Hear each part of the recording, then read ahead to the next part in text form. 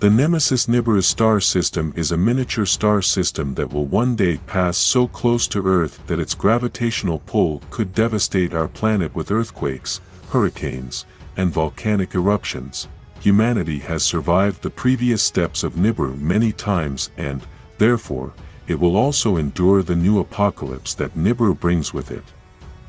I don't think this is the end of humanity, as humans have a tenacious ability to avoid our own extinction.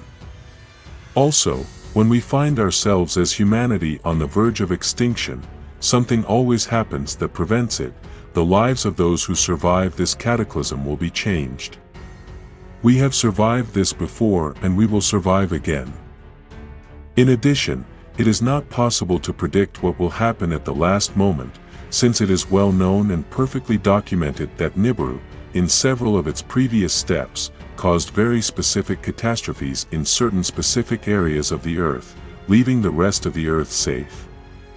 Apparently, NIBIRU is used as an instrument of punishment in those areas of the Earth that were most corrupted at the time of its passage. On our Apocalypse channel, we have taken on the mission of informing humanity about all the new data regarding the planet NIBIRU, information that is not being widely disseminated anywhere, but only on our channel. At Apocalypse we only limit ourselves to transmitting the data regarding the arrival of NIBIRU, and we want to make it clear that we cannot define an exact date for its arrival.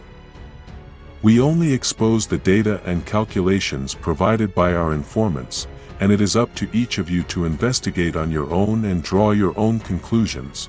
According to Russian astrophysicist Nikolai Chernik, the large number of proposed dates for NIBIRU's arrival is purposefully created to inhibit public disclosure. Nikola and Cherny blame this on the scientists, including himself.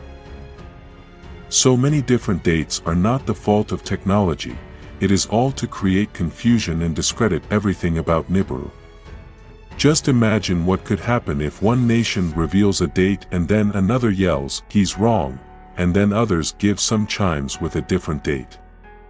The world would be a chaotic mess because it is almost impossible to accurately predict the arrival date of NIBIRU.